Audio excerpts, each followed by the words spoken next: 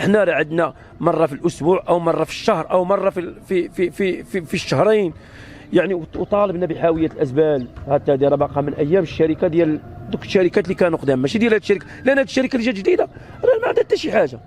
هذه الشركه جابوها الا من اجل باش يخدموا او يشتغلوا ابناء ديال الرعايه ديال رئيس العائله تاعو، عائله ديال هذا السيد النائب، هاد الناس ديال السلطه يخدموا في دوك الاحزاب. يعني هذه مصلحه حزبيه او مصلحه شخصيه. هذه الشركه ولات مصلحه كتخدم اجنده المصالح ديالهم هما ديال العائلات تاعهم. الا درنا فتحنا شي تحقيق غنجيو نلقاو النائب عنده 3 الناس، النائب اللي كان قبل منه تا هو عنده 3، الرئيس. وهذا المكان هذا هو اللي جا السيد العامل وقال لهم هذه البؤره سوداء، وجاو باش يحيدوا الزبل، جاو جابوا واحد الطراكس وسرحوه.